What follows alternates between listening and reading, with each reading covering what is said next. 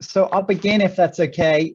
On behalf of my colleague Naomi Baylor and Eliza Love, the Decolonizing Global Health Working Group, I want to welcome you all to this afternoon's session, Reimagining Global Health Conversations for Change. Just by way of refresh, the goal of these sessions is to explore and discuss how and why global health needs to change by asking hard questions about the work that we do and how we're funded and the extent to which our research, our education, the programmatic work that we do perpetuates coloniality rather than advancing authentic health equity. Every month for the next 12 months, we're inviting brilliant and critical thinkers to help us ask hard questions about our global health community.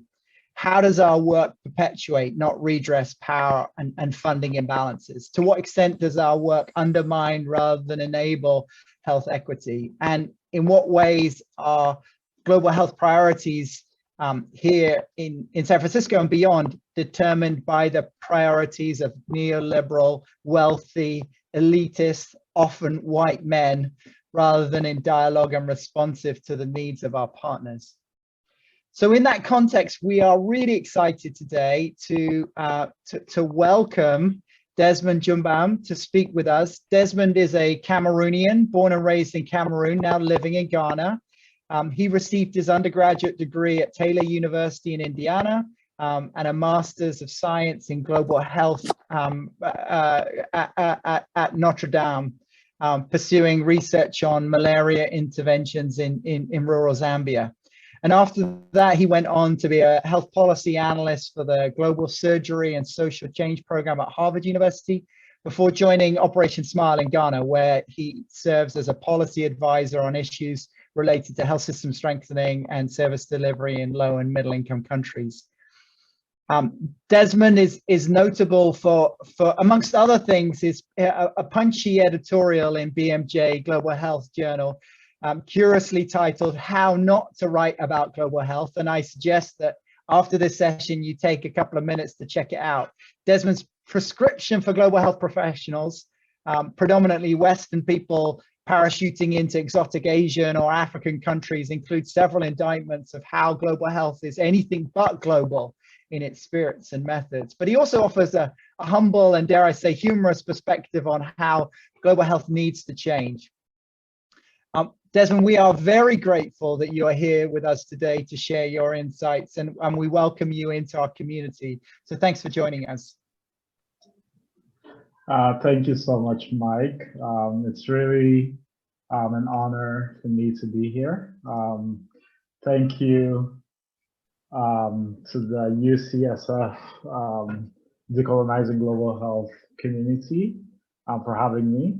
And I'm thrilled to be discussing a topic that I've grown to be really passionate about. So I'm sharing my screen. I hope that you can see it well. And I hope you can all hear me well. So I'll start off with a presentation for about half an hour.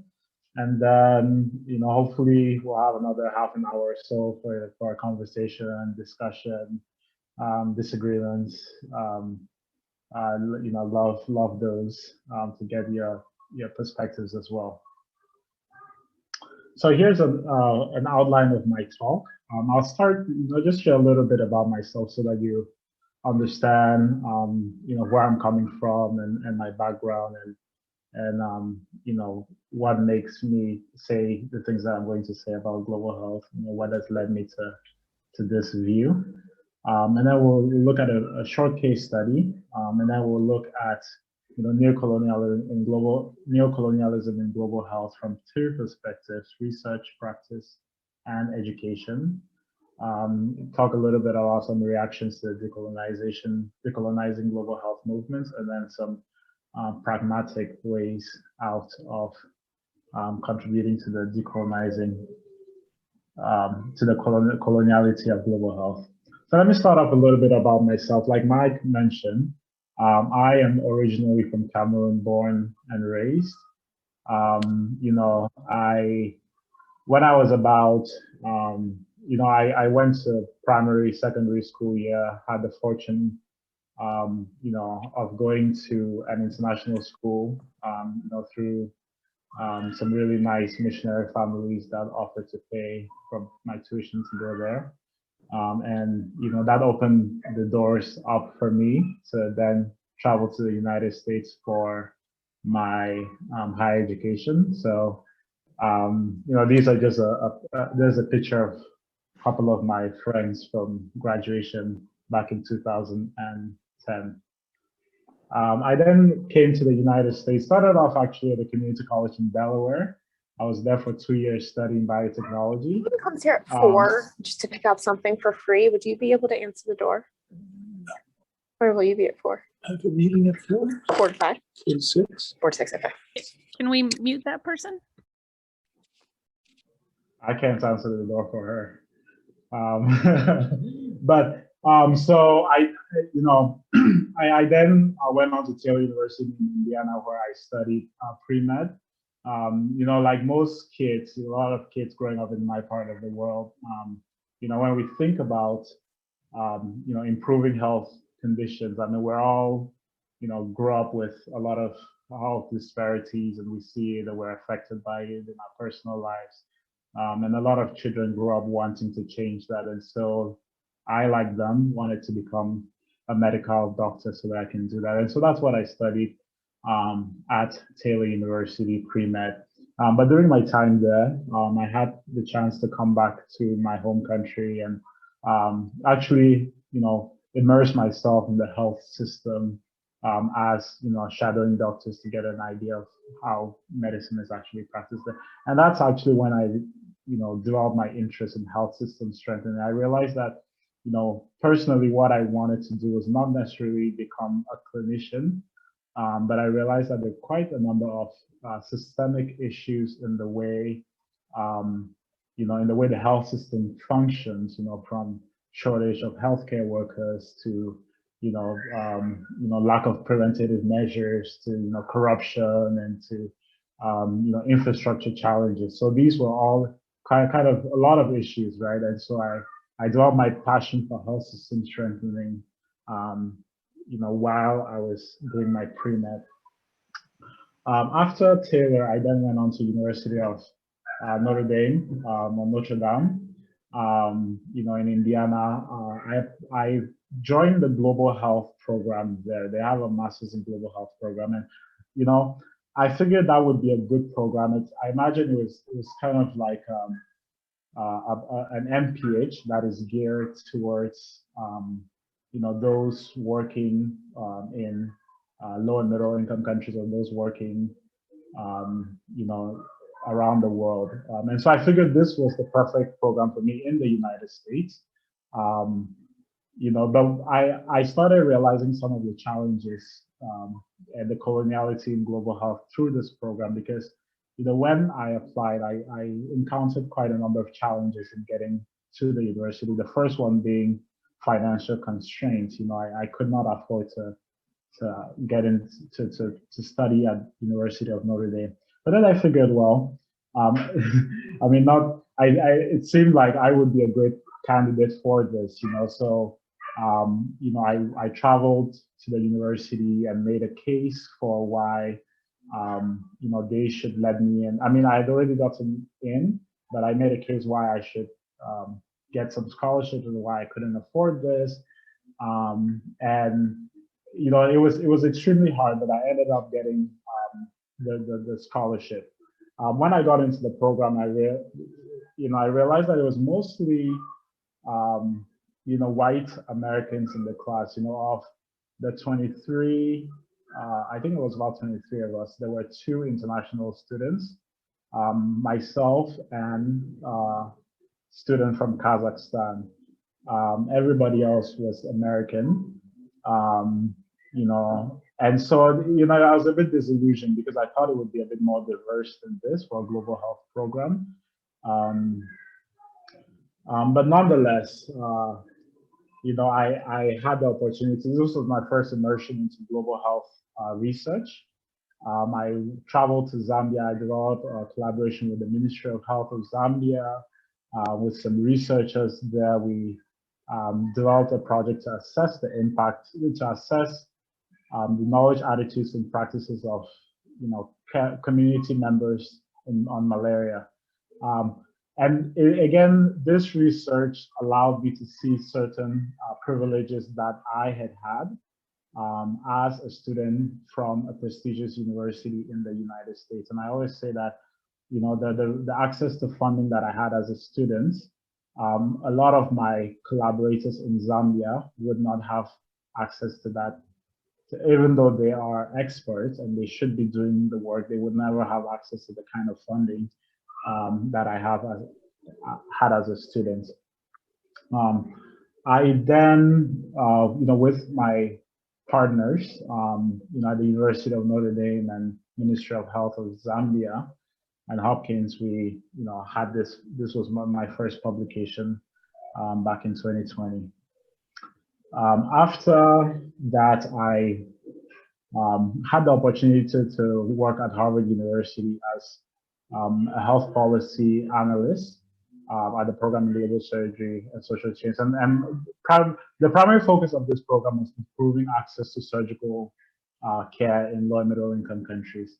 And again, it was through part of this experience that exposed me to some of I began to feel uneasy about what I was observing about the way global health was being practiced. It's kind of like, seeing the sausage being made,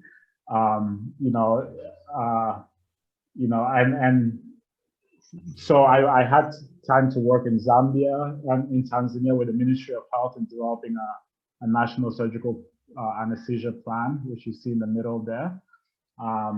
But I also had an opportunity to work on various projects with surgical teams in the country and with various groups, international groups, and work on research as well. One of the things that that I noticed, and I alluded to it in my editorial, is that within the global health space, it seems to me that we know what we ought to do, and not everybody does it.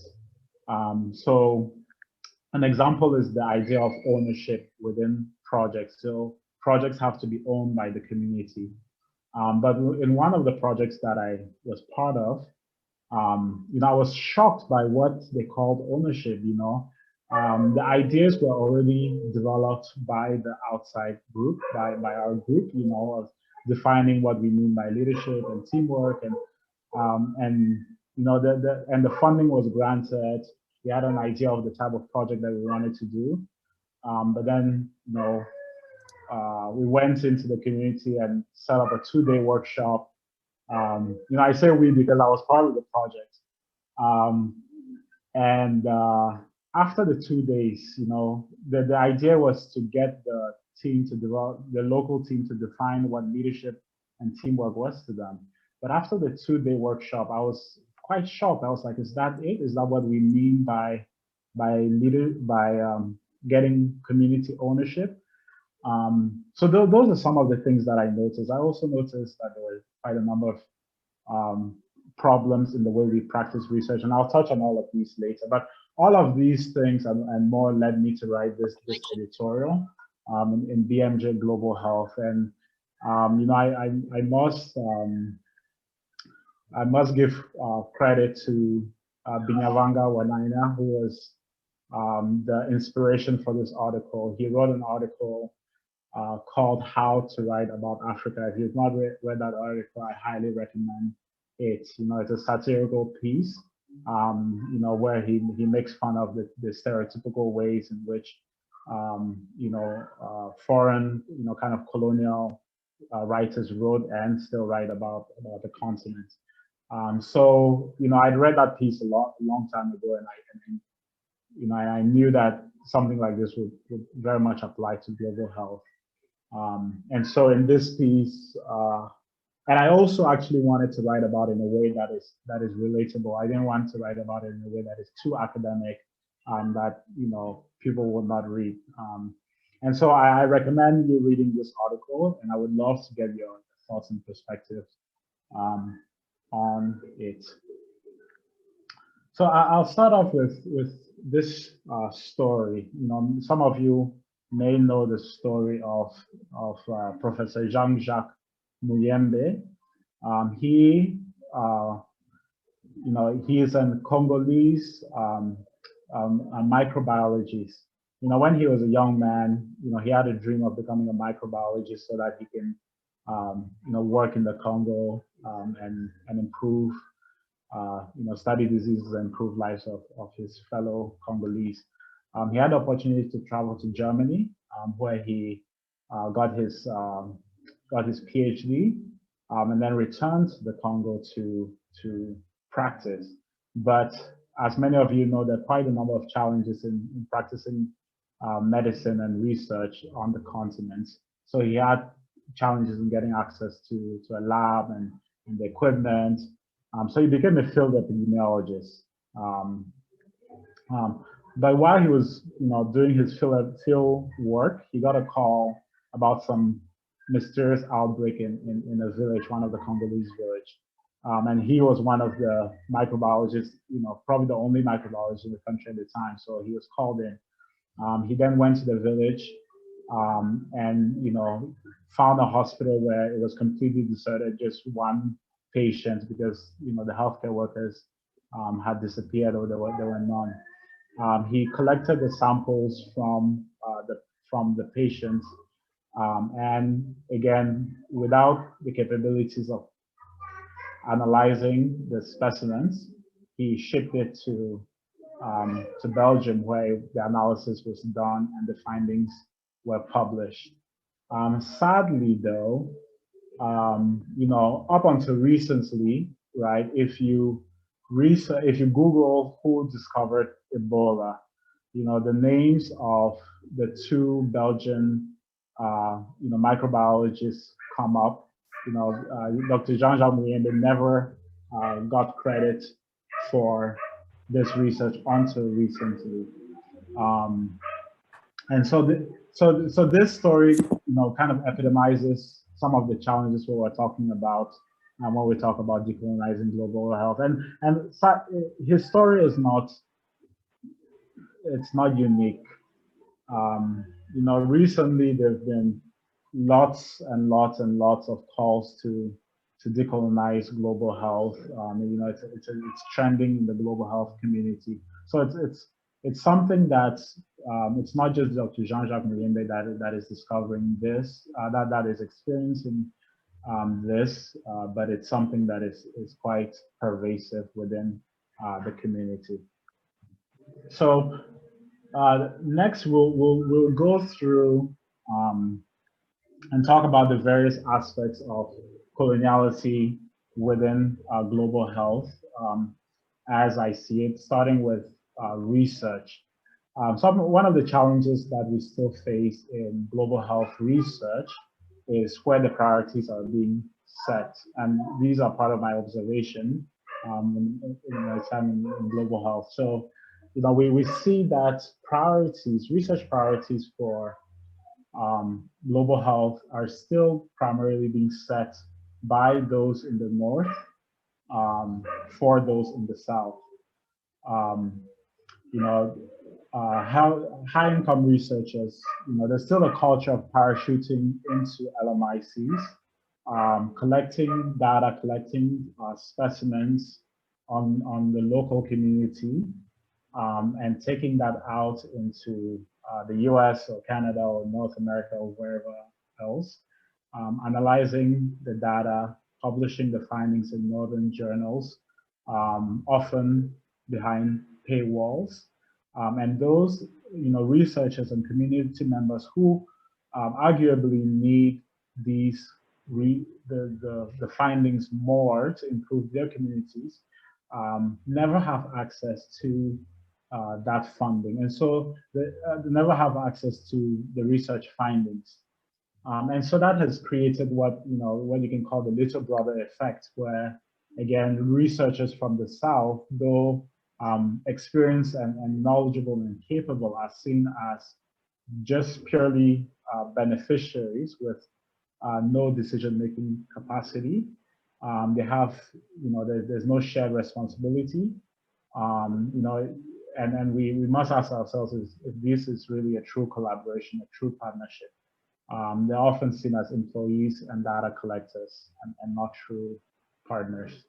I talked to a lot of researchers in Africa, and this is a common complaint. They never have access to the funding. Then it's usually grants that are obtained by universities in the north, and then once it's obtained, we reach out to them to get their input, or to get them to help with the data collection. Again, I mentioned that there are challenges in dissemination.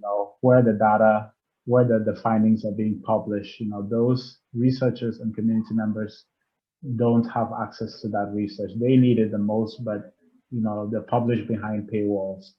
And access, open access, where there's no open access to those journals. Something that I find personally very troubling is where global health research is also presented and disseminated in global health conferences in the north, like CUGH and CUGH being one of the most popular one, but there's American Society of Tropical Medicine and Hygiene, and quite a number of them. I've had opportunities to present at these conferences, but I also find it quite disillusioning because if you go, for example, to Tanzania, where I did quite a bit of research, the global health research is often not presented at these local conferences. I remember working on the National Surgical Plan for Tanzania with the Ministry of Health. Quite a bit of people in the global health community knew about this, but I remember going to a Tanzanian health summit, and this was the first time that the health community, at least outside of the surgical community, was hearing about the National Surgical Plan, and I just find this quite disturbing. But I also make, there are quite a number of challenges with those from the South getting to these conferences. There's quite a number of costs with travel and visa restrictions that we often have to face. But I make the point that this is a challenge that is not only found in global health. For example, right, the largest repository for African history, non-health research, lies outside the continent. So this is a much broader issue. It goes into education. It goes into liberal arts. I have friends who are Northwestern and Oxford studying African history, but it's quite ironic that the best place to study African history is outside the continent, because the largest archives are at these places. So it's a much bigger and broader problem of neocolonialism, I would say. I'm sure many of you have seen these, but just some research that serve as a proxy for research and equity in global health. This is a systematic review conducted in 2019 by Raya and colleagues, analyzing infectious disease research in Africa. And of over the 1,000 articles they found, they saw that 50% had the African first author, and 43% had an African last author, and similar findings for Bethany, and colleagues. So we can talk about these numbers. I would love to get your perspectives on research quota. 50% of African first authors and African research, is that enough? Is it that global health research conducted in a particular country must always have an African first author? or African last author. I don't think that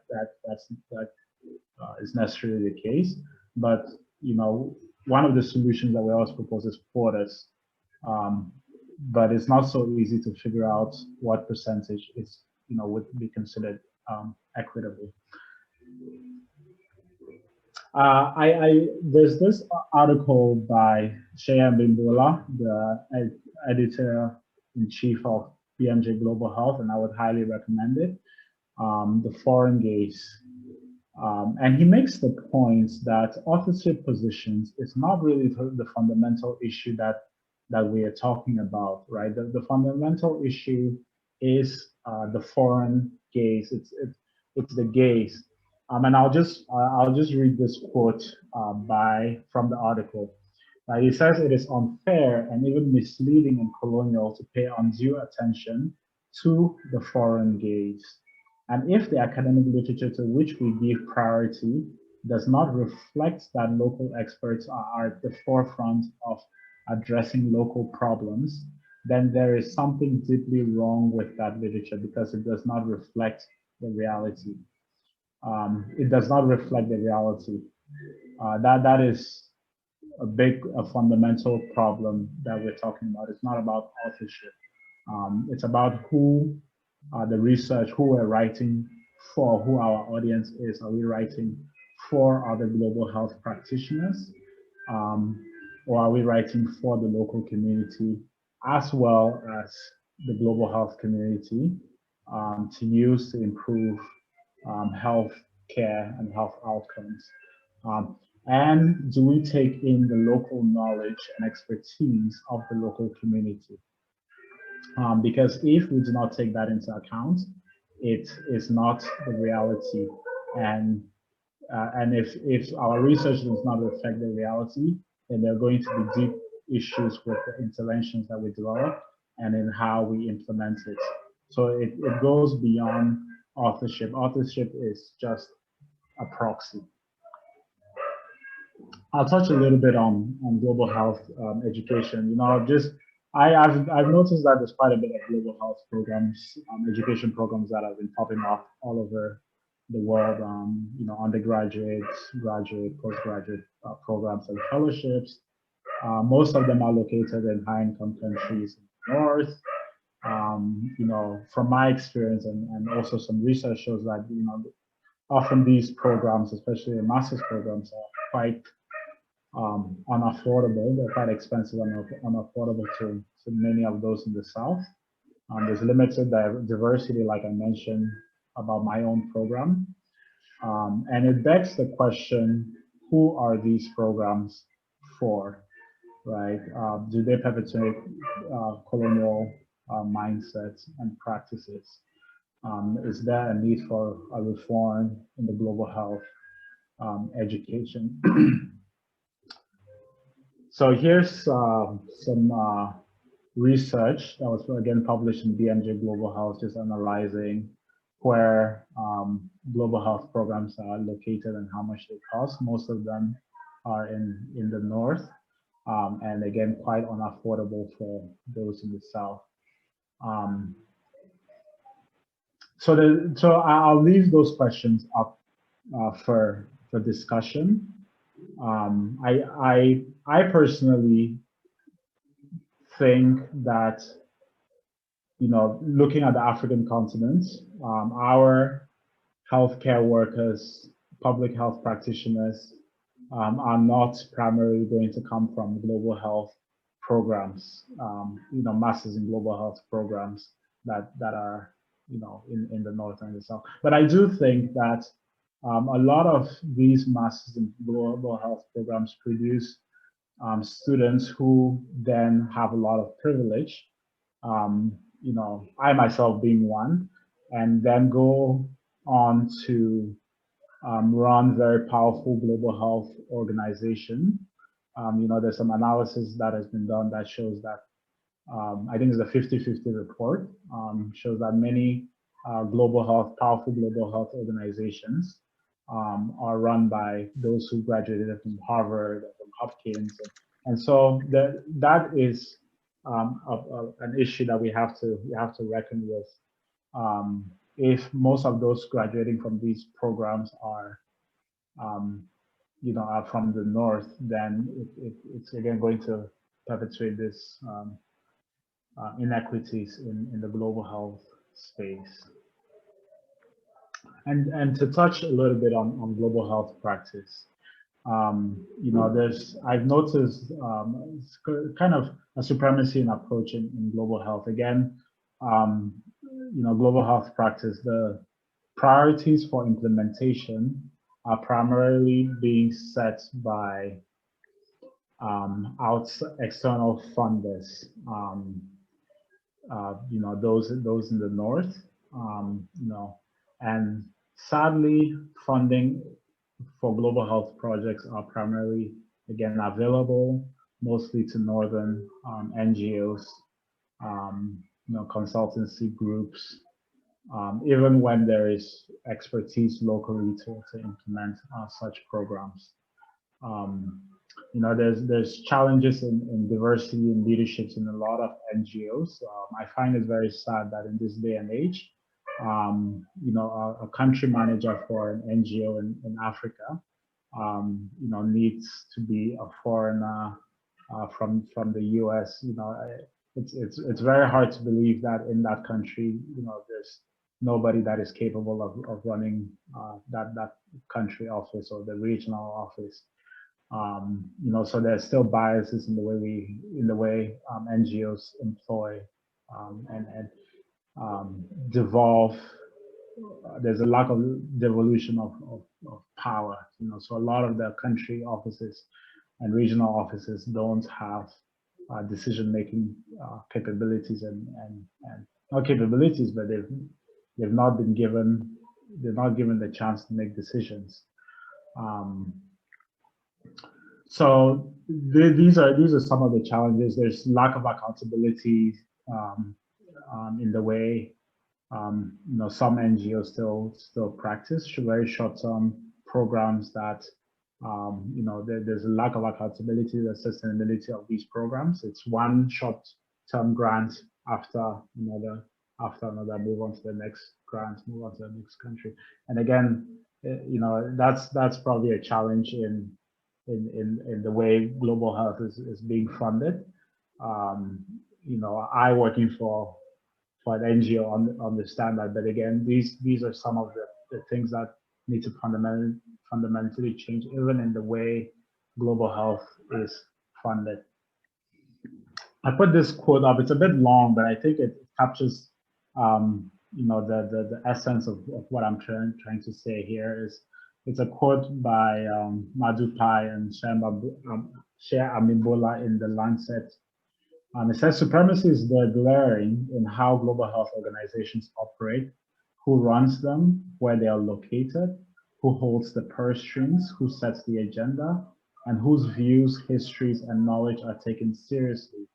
Supremacy is seen in persisting disregard for local and indigenous knowledge, pretense of knowledge, refusal to learn from places and people too often deemed inferior, and failure to see that there are many ways of being and doing. So I like that quote because it perfectly captures what I'm trying to explain. This is kind of a working definition of neocolonialism in global health. Since I wrote that editorial, I've had many people contact me to talk about this, and I've been trying to figure out, well, when we're talking about neocolonialism in global health, what do we actually mean? There was colonialism, that ended in the 50s and 60s, but that was something else. That was kind of a different type of imperialism. So I've been trying to come up with a working definition of neocolonialism, and what I have so far is how ideas of all colonial powers continue to be perpetuated and practiced consciously or unconsciously in global health research practice and funding through ingrained inequitable systems. And that touches on a number of things that I've already mentioned. So there's systems that were set, in colonial medicine, in international health, right? And it has transitioned into the structure, the system that we call global health. And those systems from colonial medicine to global health still persist, and we must evaluate how we deconstruct and reform that system to achieve the goals that we all seek to achieve in global health. I'll briefly touch on some reactions to the decolonize movements that I've noticed. The first being, when we have these types of discussions and conversations, the first reaction is denial. So, for example, now I hear from researchers that we just want to conduct impactful research to help them. This decolonizing thing just seems like a distraction from the good work that we're trying to do to help these people. Implementers, we hear something similar, we just want to help the children. But this is, maybe perhaps well-intentioned, but without, really listening and understanding the grievances or complaints or what the decolonize movement is about. I'm afraid that these researchers and implementers will continue to perpetuate these colonial practices. The second reaction is acceptance, right? So often I hear,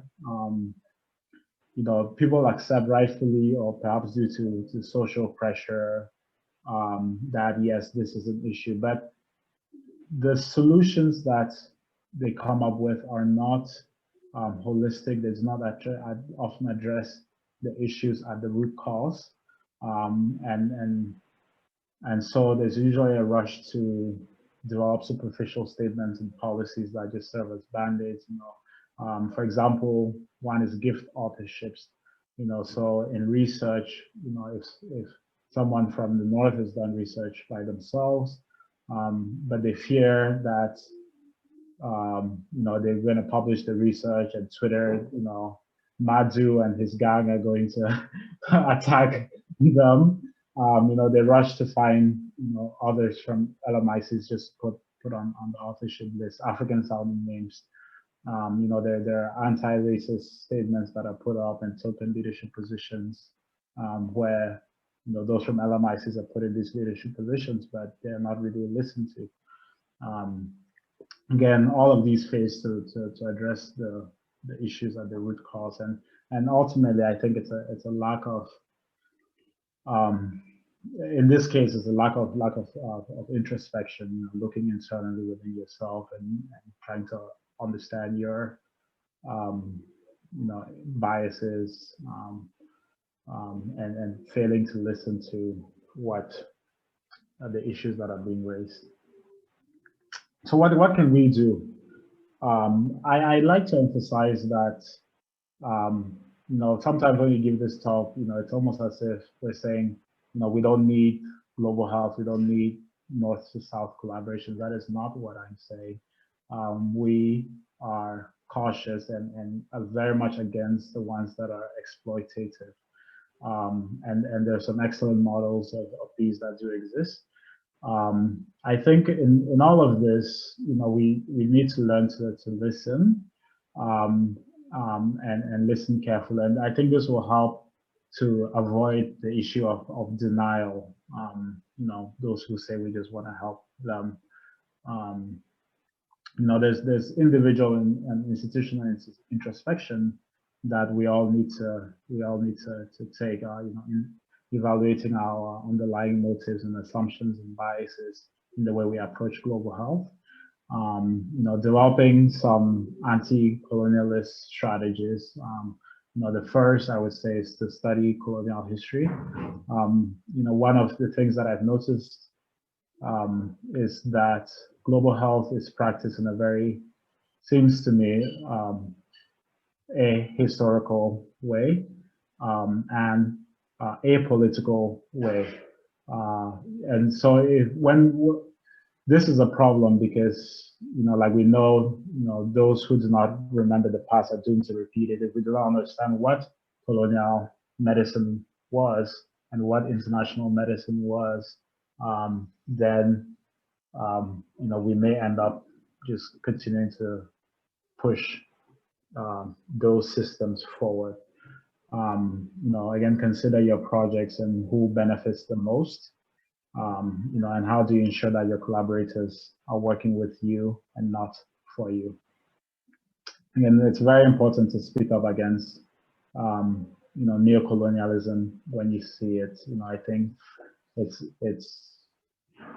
it's quite easy to just ignore it, and especially if we are benefiting from whatever partnership, unequal partnership, the incentives to speak up against that unequal partnership is low, but we need to speak up against it, for justice sake.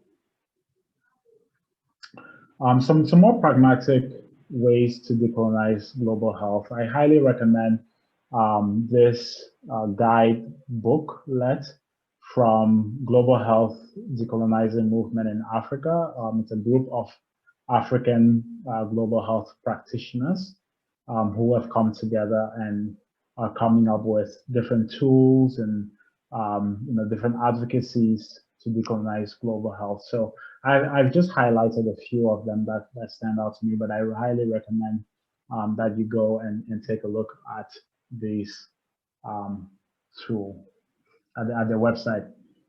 So again, awareness of overt racism within your own organization, doing things like diversity, equity, and inclusion surveys, committing to combating all forms of racism within your organization, diversifying your workforce through unbiased recruitment and promotion practices.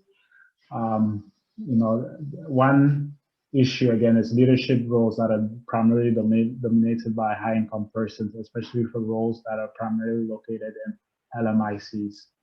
So giving priority to recruiting persons from LMICs is something to consider, and is encouraged, and encouraging high-income persons in certain leadership positions to lean out. Easier said than done. Regional offices have no real power, so this again is a challenge where the decision making is not devolved. Those in regional offices and country offices don't have any real power. So with this, perhaps reviewing and revising your policies around this, and a few more. If you find that you become defensive or denying our own privileges, it's important to educate ourselves about the coloniality within global health and learn to recognize our own implicit bias. Believe in the challenges in believing in the unidirectional flow of expertise from high-income countries to low-income countries. We need to reject the saviorism in all its manifestations. Whether it's refusing to work in a kind of partnership where, the leader or whoever doesn't include those from LMICs and doesn't hear them out. And this last one is very important. I would say, it's important to speak out. Don't be complicit in perpetuating coloniality in global health practice. Speaking out when you observe racist or other discriminatory behavior helps to set norms for acceptable conduct. And I always end my presentations with this. I say that global health will not decolonize itself, and this is my encouragement. Each one of us has a part to play. Those in high-income countries have a part to play. Those in low and middle-income countries have a part to play, very similar to the decolonizing movements of the 50s and the 60s that led to a lot of all African countries getting their independence. So with that, I'd like to thank you all for listening, and I would welcome any questions, discussions, and disagreements that you may have. Thank you very much.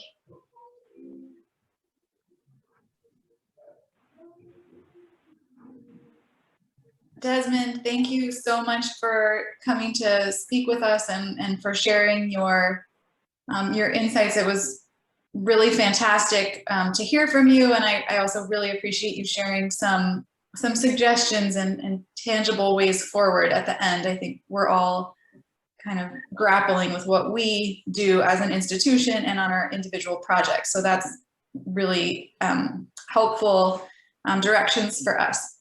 I want to remind everybody that if you would like to ask questions, feel free to drop them in the chat or raise your hand, and Arista and I will be bringing other folks into the conversation.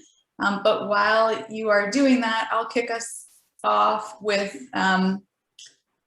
one question, which is just, you kind of talked about some of these solutions, and you also talked about this gap between what we know and what we're saying and talking about in terms of decolonization versus what we're actually doing and what's happening in the field. And I'm curious if you could just speak a little bit to why that gap is so persistent, and what we could do to move closer in the direction of where we really want to be going. Thank you, Naomi. Yeah, I mean, that's one of the principal points of my editorial. It's poking fun at the fact that we all know what we ought to do, and we've kind of found ways around it. Another example, from my time in Tanzania, I remember a project that was presented to the Ministry of Health, for approval. As a project that was developed from outside, and I remember being on call on meetings with the Ministry of Health where they were just like, this is not what we need. This does not fit into our priorities. But the reality and the challenge was, the group persisted, but there was already funding that was available for this project. So the Ministry of Health ended up signing and approving the projects because the funding was already available, even though they believed that it was not a priority and it was, not necessarily something that, would be useful. And so that's part of the challenge. I think these things persist because I think funding has a lot to play with it. Organizations, NGOs, academics are trying to, in academic, there's publish or perish, right? If a grant proposal comes in front of you, and there's about a week to put that in, right? You don't have enough time you don't necessarily have enough time to reach out to your collaborators on the ground to figure out what you need to do. You already have ideas, right? And so the time to put that grant together, you get the funding,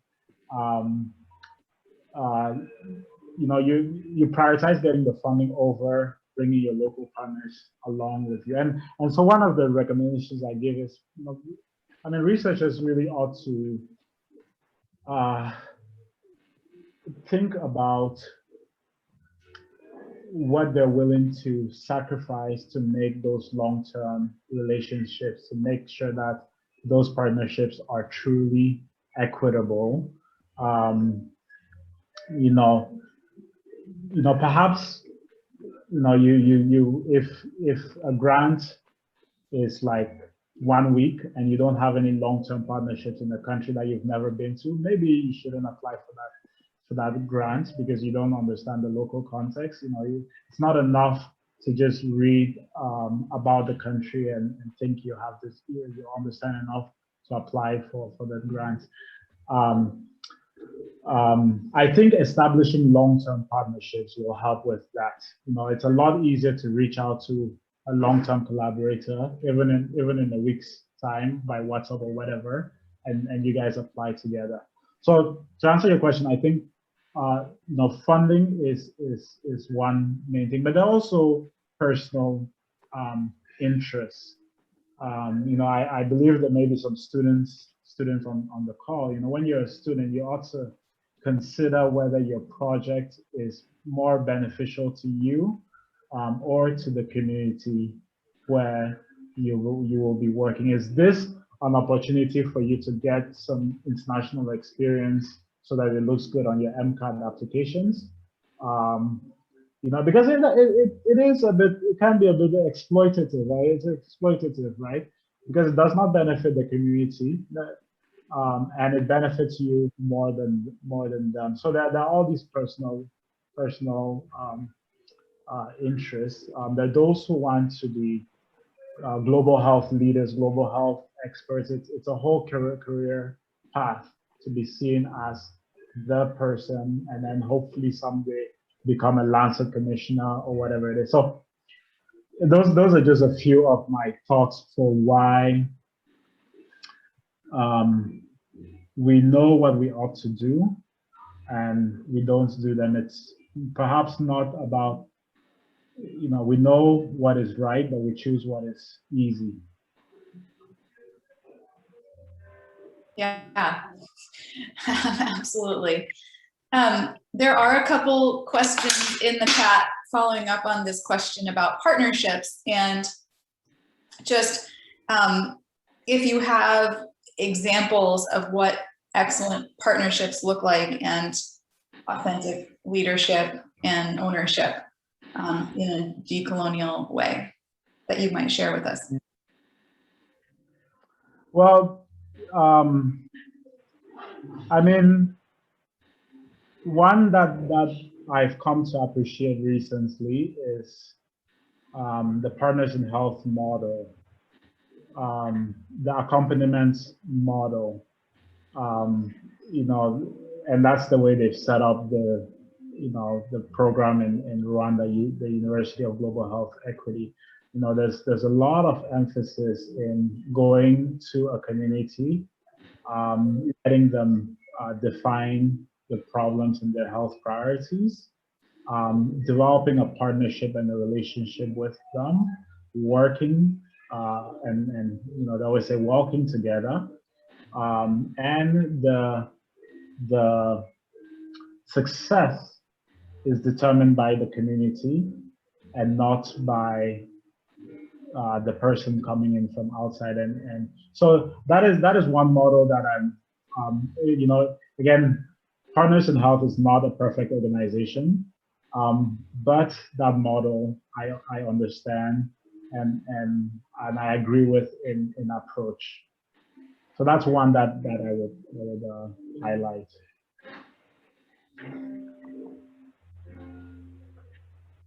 Great. And then I'm going to ask another question that came from Nikki about the different responsibilities that come with different positionality.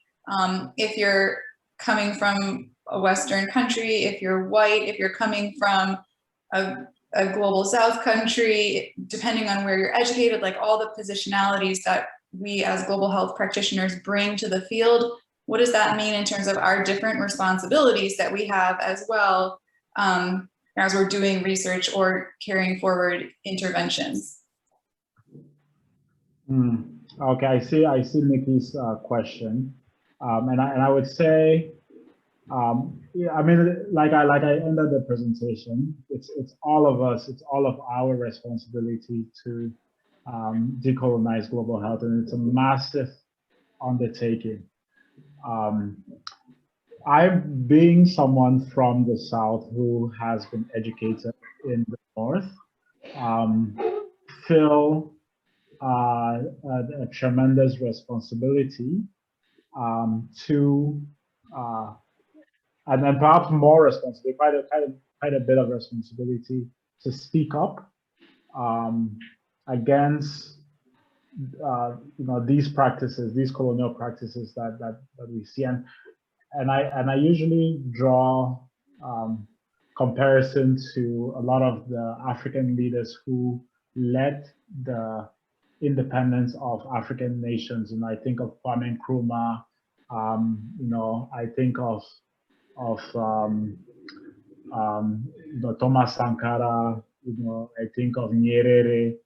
many of these guys were those who had actually trained abroad. Kwame Nkrumah studied in the US before and stayed there for quite a bit of time before coming back. And they played a significant role in decolonizing global health and fighting imperialism. And they felt a tremendous responsibility. And so I think the same way of, let's say those from the South who have studied in the North and come back, working with, those in the South and also those in the North to decolonize global. But I also think I personally feel a responsibility to speak up, even though there is, we have to also balance the risk that comes with it. I often hear, talk of, I'm afraid that I will lose my job, or I'm afraid that I will lose my partnerships, and I'm afraid that I will. And I say that is part of the reality of trying to fight against such a system. There's this inherent risk that we have to be willing to take. Otherwise, the system continues the way it is. And again, this is not only true for those in the South, but true of those in the North. If you had an institution where you see these practices happening, I highly encourage you to speak up against it, whether you're white or non-white or black or whatever. Great, thank you so much. There are some more fantastic questions in the chat, and we're not going to have a chance to get to them today, but I think we will have more speakers coming up in this series, so hold on to those questions and we can continue this conversation with others. I am going to hand it over to Mike to close us out, but thank you again for joining us today. Thanks, Naomi, and Des, thank you so much. Thank you just for bringing a wealth of insight shared humbly, but critically with an audience that I think needs to hear these things. We really appreciate the perspective that you brought and recognize that it perhaps not a comfortable perspective to bring. So thank you for doing that with grace. We really want to learn from the wisdom of folks like you. So thank you. As Naomi said, this is just one in a series of speakers. We have somebody coming in the third week in June. More details to follow. Please look for the email that will come from IGHS Communications on that. But with gratitude to everybody for attending and for Desmond for speaking with us. Let's close out now and wish you all a happy afternoon. Thank you all. Thank you, everybody. Thanks, Mike.